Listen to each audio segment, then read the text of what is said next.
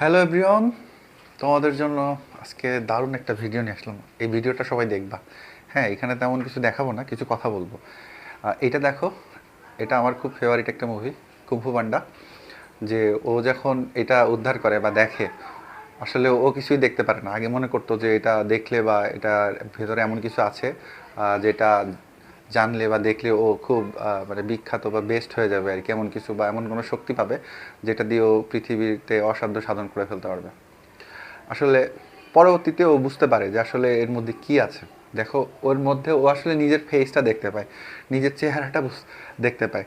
তো ও যখন একদম শেষের দিকে মারামারি করে, তখন ওর এই জিনিসটা খুব কাজে দেয় যে আসলে পৃথিবীতে প্রতিটা মানুষের সব থেকে বড় শক্তি আসলে সেই ব্যক্তি নিজে। এই কথাগুলো বলছে এই কারণে, তোমরা অনেকে ভয় পাও, পরীক্ষার হলে ভয় পাও। আসলে পরীক্ষার হলে ভয় পাওয়া যাবে না, সবসময় একটা পজিটিভ মাইন্ডসেট নিয়ে পরীক্ষার হলে ঢুকবা। শুধু বাংলার জন্য তা না, যে কোনো পরীক্ষায় আগে পজিটিভ মাইন্ডসেট নিবা, ইতিবাচক চিন্তা, যে আমি যা পড়েছি আসলে সেখান থেকে আমি ভালো করব। এই চিন্তাটা আগে, এরকম না যে না আমি তো পারবো না বা পরীক্ষা ভালো হবে না, এই চিন্তা করবা না। হ্যাঁ, তো মূলত বলতে চাচ্ছি যে রচনা বা চিঠি, ধরো আমি তো সাজেশন দিয়েছি, এখন যদি কমন না পড়ে তখন আহ, আসলে আমি সাজেশন দিই বা যেই দিক, ধরো রচনা বা চিঠি কমন পড়লো না, তখন তুমি কি করবে? দেখো, একটা হলো চিঠি। হ্যাঁ, চিঠি আর রচনার মধ্যে পার্থক্য কি? চিঠি আর রচনার মধ্যে পার্থক্য হলো, দেখো এইখানে ওরা চারটা বুলেট পয়েন্ট থাকে, তাই তো? তিনটা করে বিষয় লিখতে বলে। এখানে কিন্তু থাকে না, এখানে শুধু তিনটা বিষয় থাকে, যে যে কোনো তিনটার মধ্যে যে কোনো তোমাকে একটা লিখতে হবে। আর এখানে চিঠি থাকে আর একটা অপশন থাকে, এখানে তিনটা অপশন, যে কোনো একটা। আচ্ছা, আরেকটা কথা বলতে ভুলে যাচ্ছি বারবার, এই কথাটা আগেই বলা দরকার ছিল, যে 26 ব্যাচ, তোমরা আসলে চিঠির পাশাপাশি আর কি পড়বা, মনে রাখবা যে যুদ্ধক্ষেত্র মানে ব্যাটল ফিল্ড, যুদ্ধক্ষেত্র এবং পরীক্ষার হলে সবসময় একটা ব্যাকআপ প্ল্যান রাখা দরকার, বা এমন কিছু একটা বিকল্প অল্টারনেটিভ রাখা উচিত। সামহাও চিঠিটা এমন কঠিন আসলো, তুমি বুঝতেই পারছো না টপিকটা, তখন কি পড়বা? চিঠির পাশাপাশি তো আমাদের ভাষণ আছে, প্রতিবেদন আছে, কথোপকথন। তো কথোপকথন এর আগে এসেছে অনেক বছর পরে, 9-10 বছর পরে লাস্ট টাইম আসলো, এবার তোমাদের দিবে না। তো কথোপকথন তোমাদের পড়ার দরকার নাই। আর শুধু তুমি এটা জেনে যেও যে প্যাটার্নটা, আর কিছুই না। আর হলো ভাষণ।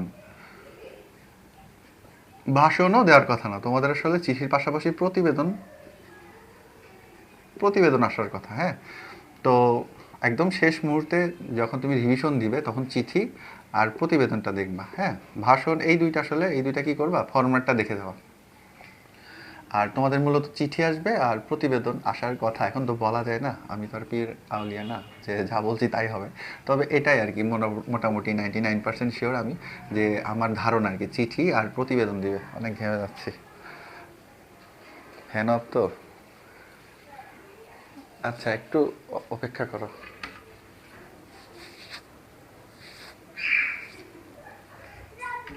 তো যে কথা বলছিলাম, চিঠিটা পড়বা, চিঠি আর প্রতিবেদন পড়বা। আচ্ছা, এখন যেটা বলছিলাম, চিঠি আর রচনা, মনে করো যে তুমি কোনো কিছুই কমন পেলে না, ঠিক আছে? যে সাজেশন দিলাম, এখন তুমি কি করবা? দেখবা যে চিঠি কিন্তু লেখা যায়। আসলে ওরা চায় যে যারা পরীক্ষা নেয় কেমব্রিজ, ওরা চায় যে তুমি মুখস্থ না করো, তুমি বুঝে বুঝে লেখো, এইটাই চাই।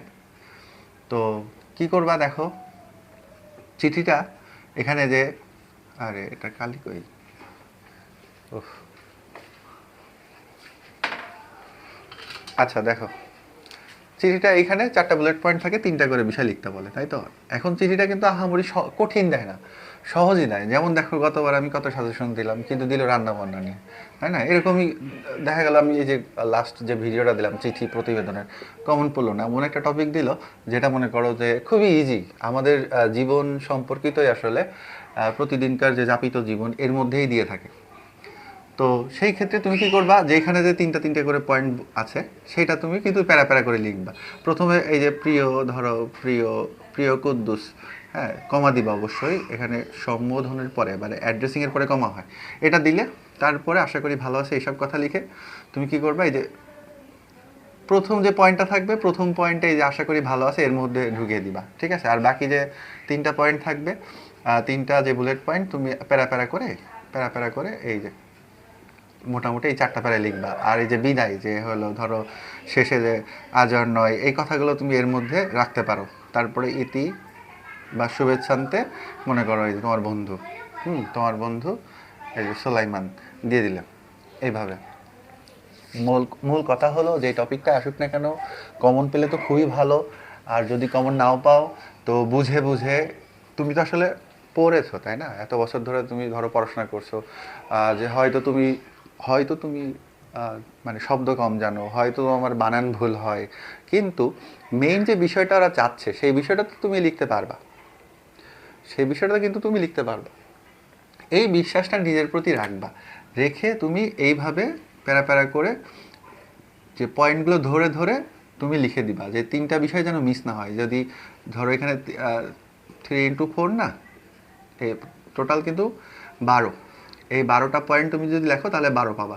আর যে ল্যাঙ্গুয়েজ বা অ্যাকুরেসির জন্য তুমি কিন্তু 18। তো এইখানে বানান ভুলের জন্য মার্কস কাটবে। তো বানান ভুলের আমার মানে বানান নিয়ে অনেক ভিডিও আছে। ও লেভেলসের একটা এরকম একটা আছে, ও লেভেলস স্টুডেন্ট, এই 4-5টা ভিডিও আছে খুব ছোটো ছোটো, এগুলো দেখে নিলে কিন্তু তোমার উপকার হবে। যাদের বানান নিয়ে সমস্যা তারা এটা দেখতে পারো। তো মোটামুটি কিন্তু এটা 24-25, মানে বানান ভুল করলেও তুমি হলো 24-25 এর মধ্যে তুমি পাবা, ঠিক আছে? আর যদি বানান ভুল না হয় মোটামুটি লিখতে পারো তাহলে 26-27 তো পাবাই, আর খুব ভালো লিখলে 28 পাবা। আচ্ছা, এবার রচনায়। এখন রচনায় তো এরকম থাকে না, এই যে রচনায় এরকম 3টা করে থাকে না। দেখো আমরা যখন এখানে লিখি তখন কিভাবে লিখি, যে প্রথমত, দ্বিতীয়ত, তাই না? এইভাবে তৃতীয়ত, এভাবে। তারপর এছাড়া, তাছাড়া, পাশাপাশি এই শব্দগুলো ব্যবহার করবা চিঠিতে, ঠিক যেমন ওই যে কোশ্চেন আনসারে যেভাবে লিখো ওইভাবে। আর রচনাতে কি করবা, এই যে প্রথমত, দ্বিতীয়ত, এগুলো এভাবে দরকার নাই, এভাবে আসেও না। কিন্তু কিন্তু রচনাতে কি করবা, রচনাতেও তুমি প্যারা প্যারা করে লিখবা। ওকে, একটা ইন্ট্রো দিবা 3-4 লাইনের, প্যারা প্যারা করে 4-5টা, ম্যাক্সিমাম 6টা প্যারায় তুমি লিখবা। হ্যাঁ, এখন রচনার ক্ষেত্রে রচনার বলি, এখানে রচনাটা আসলে 2 রকম হয়। আগেও কোথাও না কোথাও বলেছে এই কথা। রচনাটা 2 রকম হয়, একটা হলো ন্যারেটিভ। ন্যারেটিভ কোনগুলো, যেগুলো ওই যে অভিজ্ঞতামূলক। ধরো তুমি তোমার পরিবারের সাথে কক্সবাজার ভ্রমণে গেছো, তো কক্সবাজারে একদিন এটা আসলো সাপোজ, বা হলো সমুদ্র সৈকতে একদিন, তখন তুমি দেখো। আচ্ছা, প্রথমে যেটা বলছিলাম যে একটা হলো ডেসক্রিপটিভ, সরি, একটা হলো ন্যারেটিভ আর একটা হলো ডেসক্রিপটিভ। তো ন্যারেটিভ রচনাগুলো কিভাবে লিখতে হয়, তুমি ধরো এমন একটা টপিক যে কমন আসলো না, কমন আসলে তো খুবই ভালো, না আসলেও তুমি কীভাবে লিখবা, দেখো যে কোথায় গিয়েছিলে। হ্যাঁ, আমি মুখে বলি, পুরাটা লেখা সম্ভব না, দেরি হয়ে যাবে। যে কোথায় গিয়েছিলে, কখন গিয়েছিলে, কার সাথে গিয়েছিলে, কিভাবে গিয়েছিলে, তারপরে ওখানে যাওয়ার পর কি হলো। যে কোনো রচনা কিন্তু, যে ওই যে সমুদ্র পরিদর্শনে একদিন, বা ট্রেন ভ্রমণ বলো, বা জাদুঘর পরিদর্শন বলো, আমি যে সাজেশনসগুলো দিয়েছি সেগুলো, যে আসলে যে কথাগুলো বলছি, যে কখন গিয়েছিলে, কোথায় গিয়েছিলে, জায়গাটার নাম, কার সাথে গিয়েছিলে, কিভাবে গিয়েছিলে, হ্যাঁ, এই কোশ্চেনগুলো মাথায় নিয়ে আসবা। তারপর একটা একটা করে তুমি কিন্তু প্যারা প্যারা করে লিখবা। তারপরে ওখানে তোমার যে কি কি ভালো লাগলো, কি কি দেখলে, তারপর কি কি ভালো লাগলো না, স্মরণীয় কোনো ঘটনা, তারপরে এমন কোনো ঘটনা যেটা তুমি চিরদিন মনে রাখবে, আচ্ছা স্মরণীয় ঘটনাই। তারপরে তোমার ভালো লাগা, মন্দ লাগা, হ্যাঁ, তুমি আবার সেখানে যাবা কি না, তারপর এই তো। আর তার ওখানকার জিনিসের যে বিভিন্ন জিনিস তুমি দেখেছো এগুলোর বর্ণনা দিলে, ঠিক আছে? এইগুলো মানে কি, মানে আমি, আমরা, এই শব্দগুলো তুমি ব্যবহার করতে পারবা, ঠিক আছে? এই গেল ন্যারেটিভ রচনা। যে কোনো রচনা তুমি যে কথাগুলো বললাম এই কথাগুলোর মধ্যে তুমি ফেলে দিতে পারবা। আর ডেসক্রিপটিভ বা বর্ণনামূলক, যেমন ধরো এই যে তোমার দেশের লোকশিল্প, এই রচনাটা খুবই একটা মানে গুরুত্বপূর্ণ 26 ব্যাচের জন্য, 2026 ব্যাচের জন্য আমার কাছে সব থেকে ডেসক্রিপটিভ রচনার মধ্যে আমি মানে একটাই দিয়েছি এরকম। আরেকটা, আচ্ছা না, আরও আছে, সামাজিক যোগাযোগ মাধ্যম, এআই, আর্টিফিশিয়াল ইন্টেলিজেন্স, এই 2-3-4টা আছে। তো মনে করো সামাজিক যোগাযোগ মাধ্যম, এটা আসলো সাপোজ, এখন তুমি এটা কীভাবে লিখবা, যে এটা কি, সামাজিক যোগাযোগ মাধ্যমটা কি, কয়েকটি সামাজিক যোগাযোগ মাধ্যমের নাম লিখলে, ধরো কয়েকটি নাম, তারপরে তুমি প্যারা হচ্ছে কিন্তু, বা হলো তুমি এই দুইটা প্যারা একসাথে লিখলা, তারপরে প্যারায় লিখলে যে ইতিবাচক দিকগুলো, ইতিবাচক মানে ভালো দিক, ঠিক আছে, ইতিবাচক। সব কিছু তো আর খারাপ না, মানুষ আসলে খারাপ বানিয়ে ফেলে, সায়েন্স, তার টেকনোলজি, এই সমস্ত কিছু আসলে মানুষই খারাপ বানিয়ে ফেলে। তো যাই হোক, তো ধরো সেই ইতিবাচক দিকগুলো কি, এগুলো তো তোমরা পড়বা, হ্যাঁ, এগুলো পড়বা। ইতিবাচক ভালো দিকগুলো কি কি সেগুলো তুমি লিখলে একটা প্যারায় বা দুইটা প্যারায় লিখলে।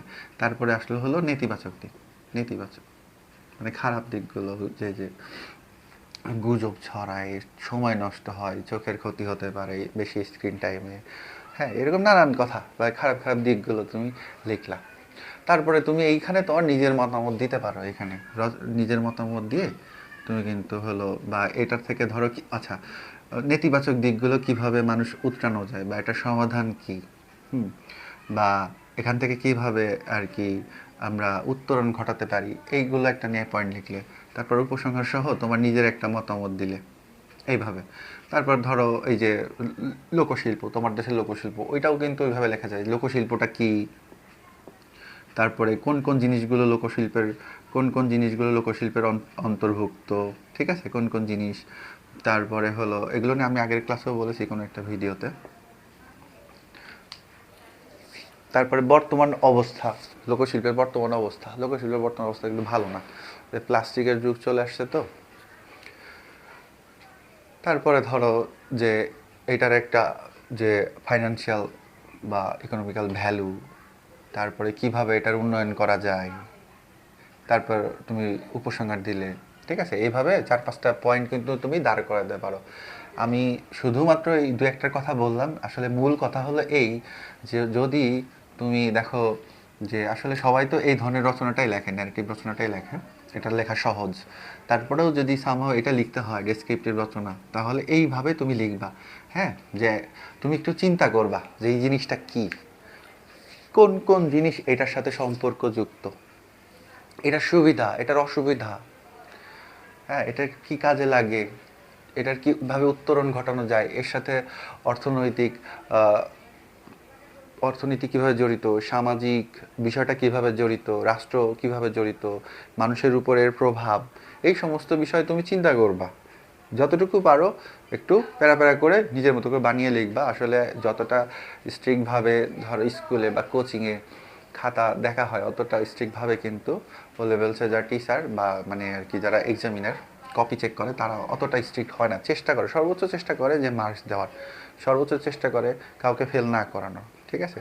তো সর্বশেষ কথাটা এটাই বলবো, তোমরা আসলে ইতিবাচক চিন্তা নিয়ে, ভালো একটা নিজের প্রতি আস্থা নিয়ে, ভালো একটা বিশ্বাস নিয়ে তুমি যাবা যে আমার এক্সাম বা পরীক্ষা ভালো হবে, এবং পরীক্ষার হলে আতঙ্কিত হবা না, আশেপাশে তাকানোর কোনো প্রয়োজন নাই, নিজের চেষ্টায় তুমি কিন্তু পরীক্ষা দিবা। এবং ওই যে সেই কুম্ফু ভান্ডার ওই কথাটাই বলবো, যে নিজের প্রতি আস্থা এবং নিজেই নিজের বস, ইউনিভার্সে আসলে তুমি নিজেই নিজের সব থেকে বড় সম্পদ, এটা মনে রাখবা, ঠিক আছে। আজকে এই পর্যন্ত, দেখি আরেকটা বা দুইটা ভিডিও আসবে তোমাদের জন্য। ভালো থাকো সবাই।